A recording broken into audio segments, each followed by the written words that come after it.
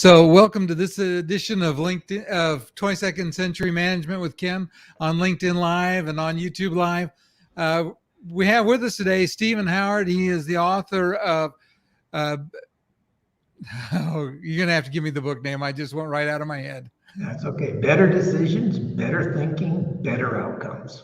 Yes, there we go. Better decision, better thinking, better outcome. And we're going to be talking today about mindful versus mindful decisions. And we're going to talk about that. So, Stephen, get us started. Actually, one question for the audience. Do me a favor. Let us know where you're watching from. I always like to know where the audience is joining us from. So you can make that in the comments on LinkedIn or on YouTube. So, Stephen, give us a little bit of your background, how you got to started toward writing this book. All right. Well, thanks, Ken. I appreciate it. And I'm glad to be on your show today. I graduated from University of Nevada, Las Vegas, is where I grew up, in the western part of the United States. And the company hired me, Texas Instruments, sent me overseas to Singapore. And I ended up changing companies a few times.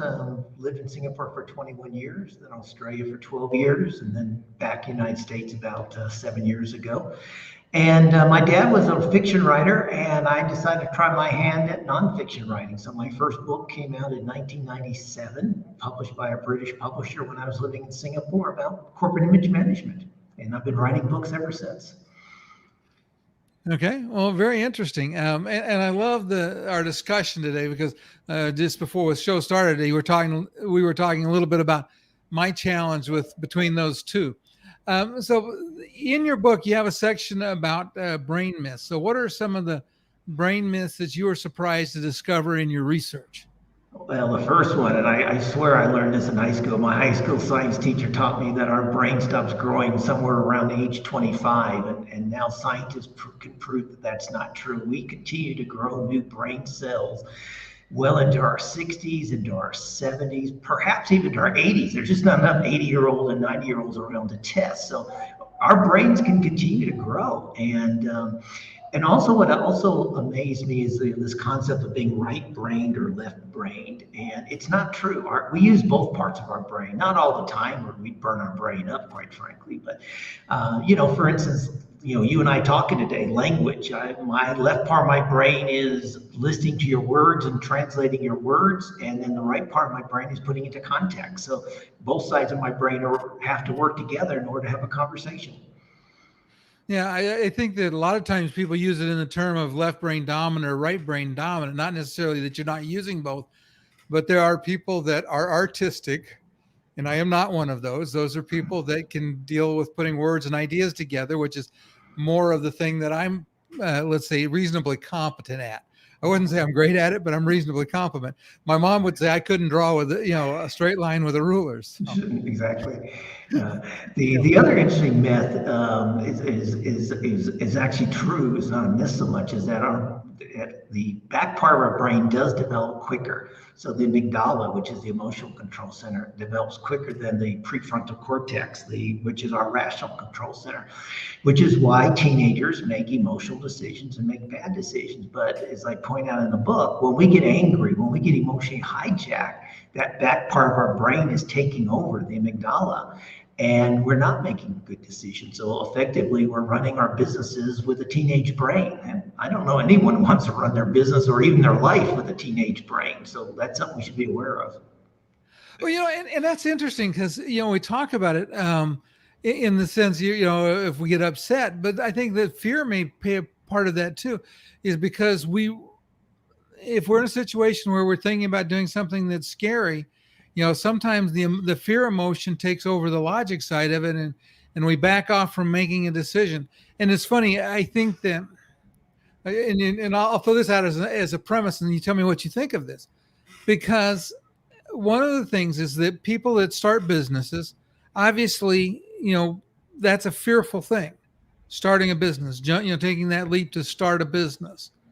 But then it seems like in time that people, after the business starts to achieve a little bit of stability, that then that fear kicks in anytime they think about changing it, and it tends to, I use the term, it keeps them in a rut.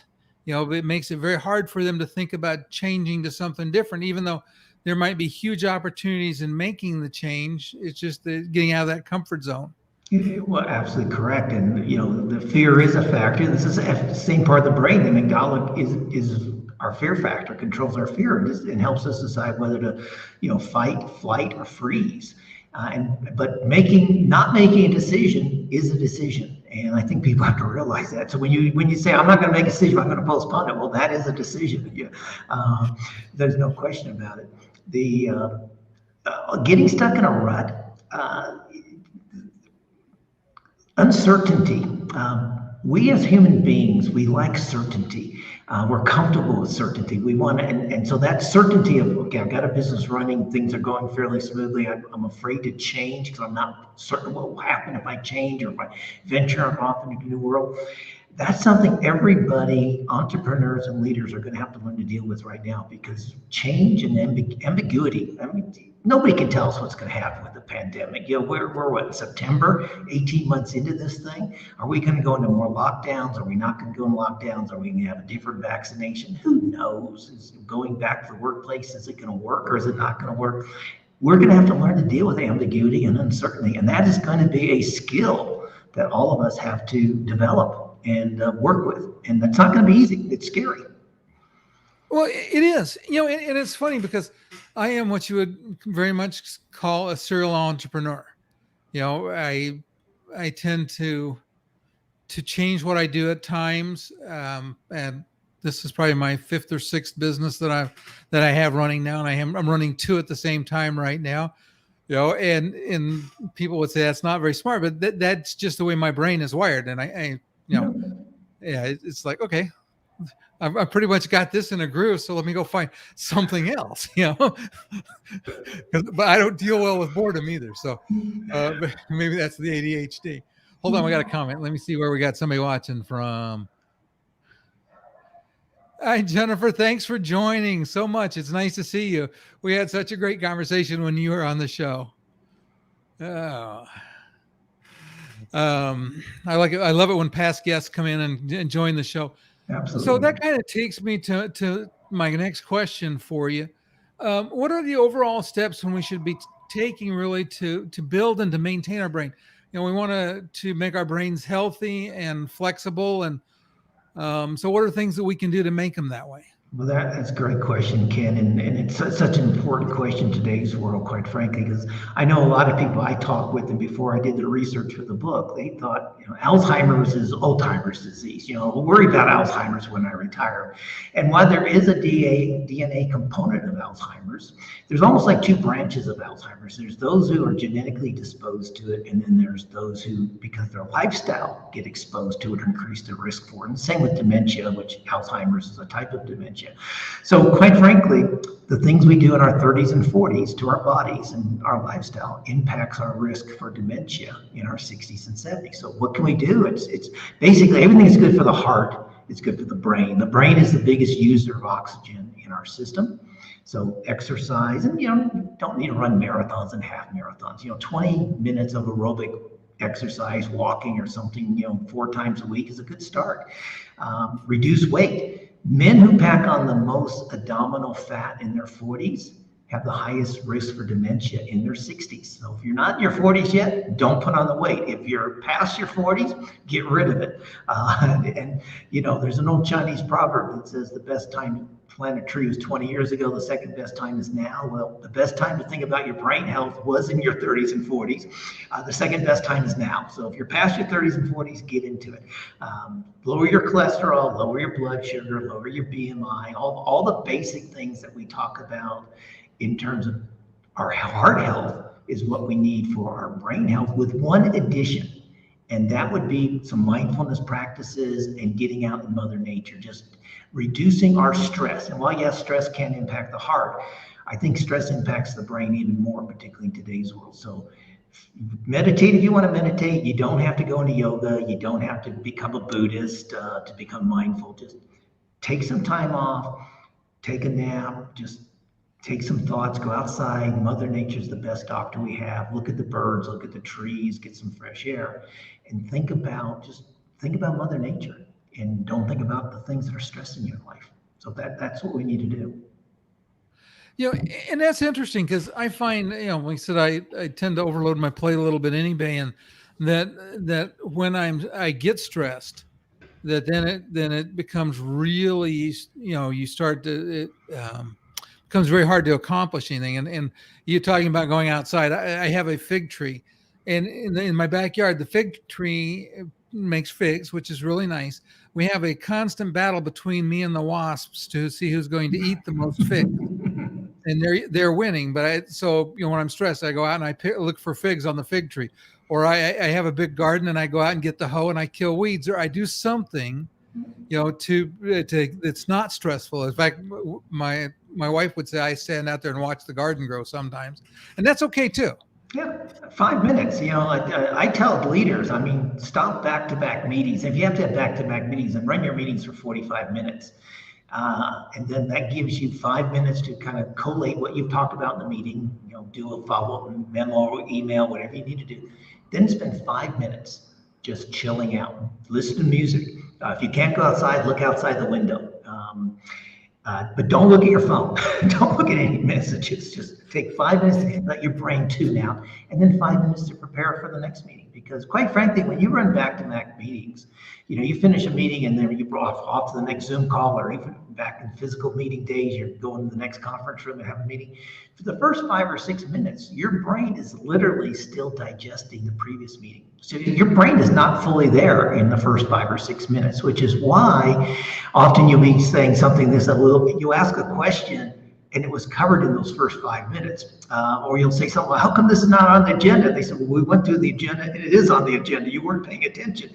You might have thought you were paying attention with your eyes, but your brain wasn't. Your brain was off somewhere else.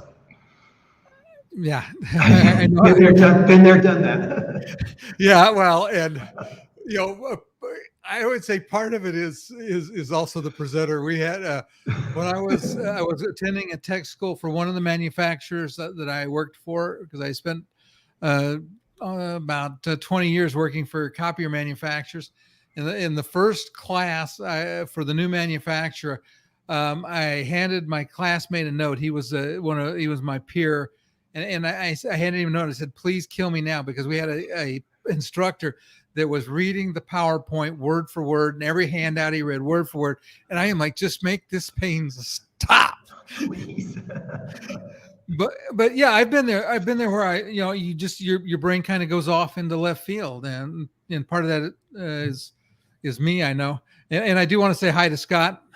I had the privilege of working for Mr. Scott Chatton a long, long time ago. And he's probably one of the influences that got me where I am today, sitting here doing what I do. It's good, nice to have you with us, Scott. But it's one of those things that you get, especially if you start. At least with me, I drift into thinking about other fires that I've got going on, and like I said, you start to lose focus. So that is a definite challenge.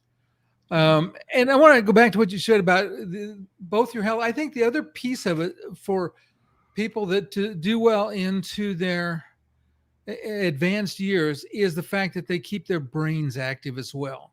I think that, and this is my opinion, I think about the people I've known that have been very sharp in their 90s. They were people that never stopped learning, never stopped, doing things to keep their mind involved. And I think about because I have had experience with 2 cases of Alzheimer's in my family, a case of dementia in my mom and my wife's family, and actually 2 cases of dementia there as well. And I think that they were situations where people stopped learning and stopped. I think that was at least a factor in what happened with that. There's no doubt about it, Ken. And you know what? The brain likes to learn new things. So for instance, one tip I give people, even today, if you're in your 40s or 50s, and when you start going back to work, or even when you go grocery shopping, take different routes. We all get in our cars, we go the same highway, we make the same jump. We just kind of zone in and zone out and drive to the office or to the shopping center, to a friend's house, whatever. The brain's not active at that time. We want to take a different route and notice, there's a new store over here. Oh, this person painted their house. Oh, look at that tree. There's flowers blooming over here. The brain likes new stuff. So even if you walk, you go out for a walk, and typically most of us take the same pattern when we walk, take a different route, or take the same street, walk in the opposite direction this time and see what you notice. So the brain likes to be refreshed. And the same goes when you're elderly. You're right, keep that brain active, but it has to have some variety. If you only do crossword puzzles, then you get very good at crossword puzzles. And after a while, your brain's not developing, it's not making those new connections. So do crossword puzzles for 4 or 5 months. Do jigsaw puzzles, do Sudoku, do different things, learn a language, learn an instrument. Anything like that, keep the brain fresh, and you got a better chance of having a better mental acuity in your elderly years. Yeah, it was funny when we were in the military. I worked in a unit that had a lot of people that would retire out of that unit, and the standing joke is that the average retiree lifespan was about 5 years. But most of these guys were like, I'm gonna get out and I'm gonna just sit around, not do nothing. And I'm like, I'm not, well, I'm almost 69 and have no inclination to retire. Like I said, I just keep finding more things to do. But part of it is they're very different things.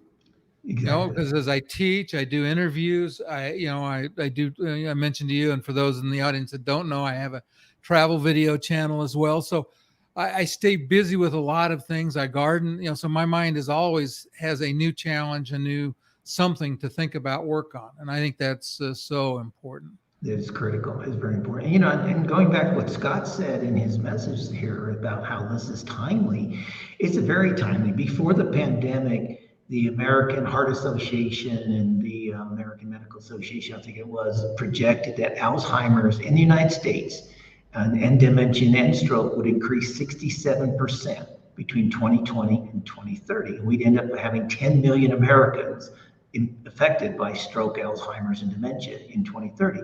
Well, those numbers are only going to go up because of the pandemic. I mean, prolonged stress has a really negative consequences on our brains, and all of us have gone through prolonged stress now for 18 months. And so I can only guarantee you those numbers are going to be higher in 2030. So Scott's absolutely right. This is a timely issue, something we should all be talking about. Okay, so your book title intrigues me, and is that most people would think that better thinking leads to better decisions and better outcomes, but you focus on the other way around. You say better decisions leads to better thinking, and then better. Why is that? Thank you, Ken. I love that question. I think you're the second or third person that's asked me that question, that's picked up on that. The reason for it, quite frankly, is the first decision we need to make. So that's why I called it better decisions, better thinking, better outcomes. The first decision, the better decision, is not to allow ourselves to get emotionally hijacked. And when we do, and we've all of us have said at some point, I was so angry, I couldn't think straight. Well, that's true. You couldn't think straight because you're angry. The cortisol being flooded into your brain from the amygdala, without a doubt, is make you not able to think straight. So the first decision, the better decision, is don't get stressed, control your emotions, ask some good questions, put things in context. Ask people, it's so simple, like, well, what would you do in this situation, Ken? That will calm yourself down. Let other chemicals come into your body, put you in a more relaxed or better state to make better decisions and better outcomes. And the other reason for this, Ken, and for your audience to be aware of, when our brains are stressed, when we are emotionally hijacked, the brain likes to protect itself. So the brain goes into what we call binary decision-making mode. So it only looks at two options, A or B, black or white, yes or no, this or that. Often when you have to make these really important decisions, you don't want to limit yourself to two choices. You want 3, 4 options. You want to think about combining A with D and creating E as a 5th option and looking at different options. But under stress, the brain only tries to give you 2 options and tries to force you into making a less than optimal decision. So better decision, get yourself in control, look for options. That will give you better thinking, and that will allow you to have better outcomes. Yeah, that makes sense. And I see that. I am fortunate that I'm not prone to getting mad very often, but I have been very angry a few times where the end result's never been good. Much more so when I was younger. It goes back to that, that younger. But let me add, Ed, Ken, if I may, it's not just negative emotions.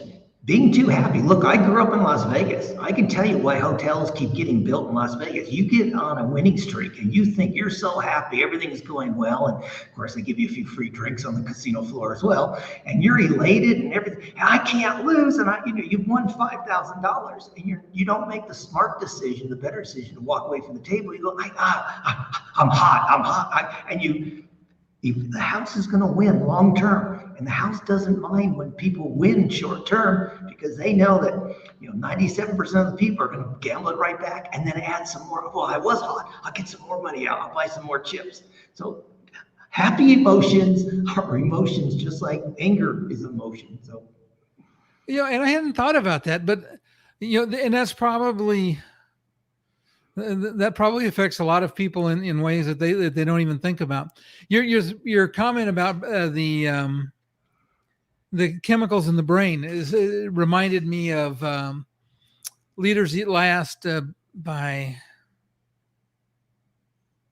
Simon Sinek, and he talked about in leadership, in that when you're managing and leading a team, that there are things that the way you interact with your team affects those same, the same things, in their brain, and that makes sense that same would be true with the emotions. Yeah, absolutely. I mean, look, leaders who are micromanagers, who wants to go to work and be micromanaged other than maybe a new college graduate who's just soaking it up like a dry sponge because they're learning everything's new to them. But most people don't go to work and want to be micromanaged. But then if a leader comes in and micromanages people, that causes stress.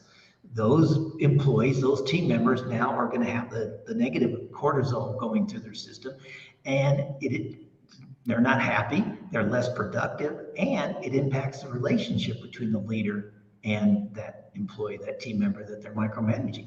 And entrepreneurs are really bad at this, quite frankly. Entrepreneurs, when they're under stress, because it's their business. I mean, look, it's their capital. Sometimes they mortgage their house.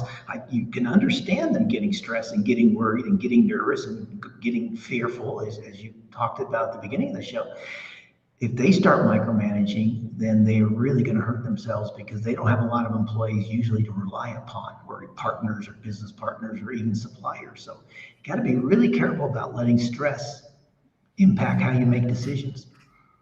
Well, and it's interesting. I think that micromanagement, I think it goes hand in hand with the stress, because I do believe that a manager that is micromanaging is insecure.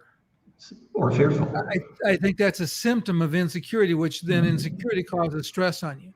Absolutely. And and this is one of the things that I talk to the students in my class all the time about, the fact that it's their job to train up their replacements, because that's how they get promoted, is by training up their replacements. So many people that micromanage are so worried about maintaining their position that they'll never move up in the company because they don't have anybody that could replace them. And that's, I often tell people, the worst thing you could ever hear in your career is, you're too good at what you do. I can't afford to replace you. I can't afford to move you up. I can't afford to promote you because there's no one to replace you. And now you get stuck, you get locked in, and that's bad. Yeah. And then of course that, like I said, it creates a negative attitude in the workplace, which reinforces the micromanagement piece of it. Yeah. I think that, and we were talking about entrepreneurs. The hardest thing for a lot of entrepreneurs to do is to start making that transition. And I work with copier dealers I supported copier dealers for, like I said, 20 years almost for the manufacturer.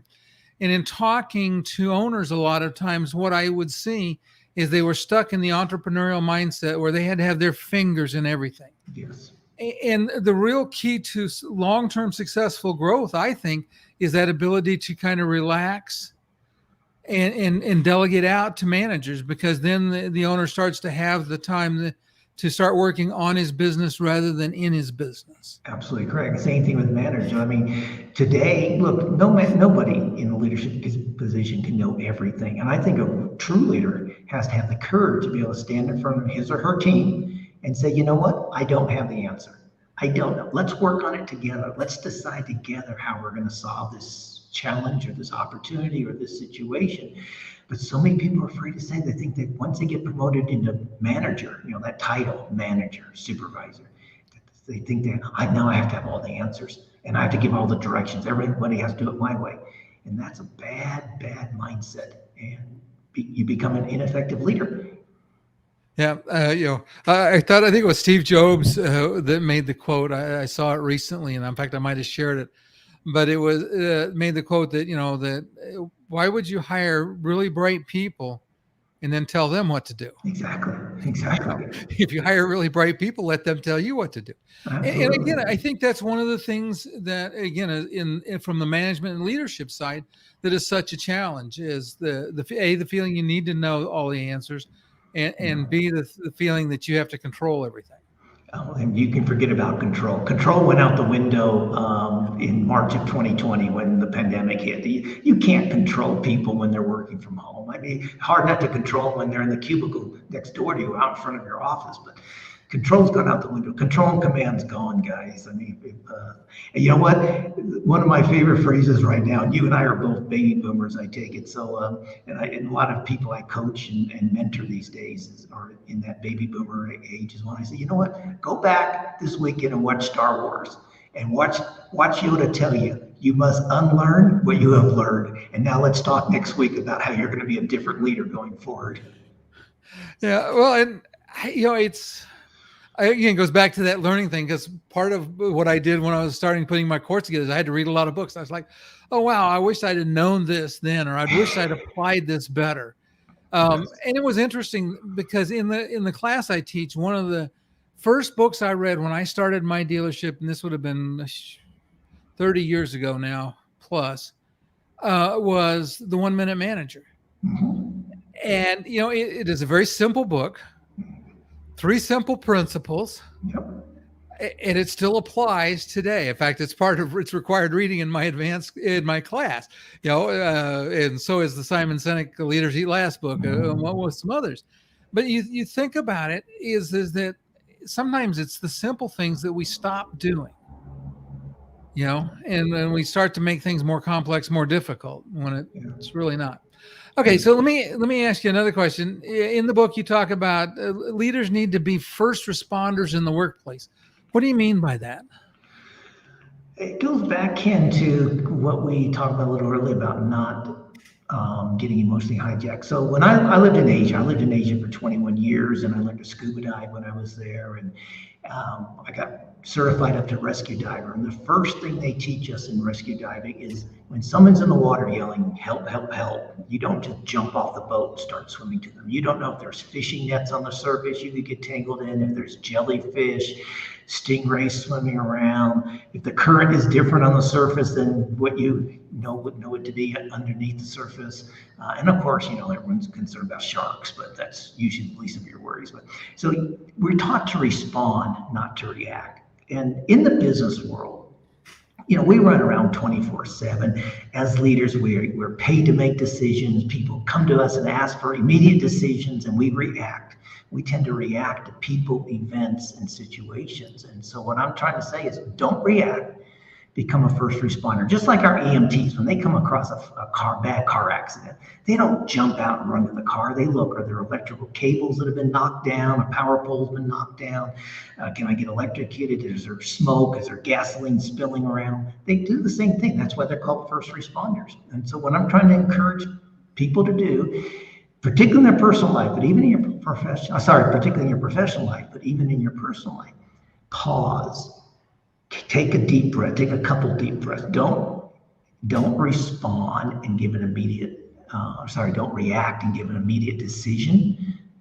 Ask a couple questions. Think about it. If you can, buy yourself some time. When somebody says, "Hey, what do you think about this situation?" Tell them, "You know what? Give me 15 minutes to think about it. That's what I need. I'll come back to you." And then think about it. Reflect on it, and you'll make a better quality decision. You'll make a more optimal decision. So that's what I mean by be a first responder, not a first reactor. Yeah, and I love that analogy. I learned to dive as well, and you think about it. The worst thing in the world sometimes if you've got a panicked person in the waters, you get too close to them. I've been Because there. now you're going to have to deal with them and whatever their problem was. You're better off to keep a little room. Their survival instinct kicks in, and they try and drown you, or try and take your scuba regulator away from you so they can breathe. Oh, no, this is my air. This is my air. I need it. I'll share it with you. That's how we're taught. We're taught how to buddy breathe, how to share that air, but you can't take it all. You can share it. Yeah. It's kind of interesting though, how some of those things come into play. But again, I could see that, because again, and it's one of the conversations I have with the students in my classes. It is so easy to become reactive, and I talk to them about it in a little different mode, but about the difference between firefighting and fire prevention. Mm-hmm. Because fire prevention, we want to be even let's say proactive rather than reactive, trying to think about, okay, what's causing the situation. Let's go back to the scuba diver or the swimmer in the water. What is the problem? Exactly. Before we jump in and start trying to rescue them, let's figure out what we need to rescue them from. And also make sure we take our right equipment. I mean, I've seen people jump off the boat and forget one of their flippers. And you and I know how difficult it is to swim in the ocean when you only have one fin on. Yes, that is very definitely a challenge. So all of these things, and I agree. I can see where the buying out the time to reflect on whatever it is that you're having to face would make a big difference in how you make decisions. Yeah. So now, go ahead. I was going to say, I'll tell you a quick, real fast story. I was on vacation with my girlfriend a couple of years ago, and this is right when COVID began. And she had a situation, we were driving in the car. She had a situation. Her son wanted her to do one thing. Her mother wanted her to do something else. I'll be honest, I had a third thing I wanted her to do. And she's driving, trying to make a decision. And I could see that she was getting to this binary decision mode that we talked about earlier. She was just freezing. I said, darling, please pull over. Just pull over the side of the road. Let's talk about all your options. And we sat there for, 10 or 12 minutes. And I said, look, you can do what your mom wants. You can do what your son wants. You can do what I want, what you want. Combine some ideas. Let's just explore some options. And at the end of that conversation, she got on her phone and called her mom and son. Says, "This is what I think we should do." It was a solution that satisfied both her mom, her son, myself, but most importantly, it satisfied her, and it was an optimal decision. But she wasn't in that mode until I actually made her stop and pause and think about her options.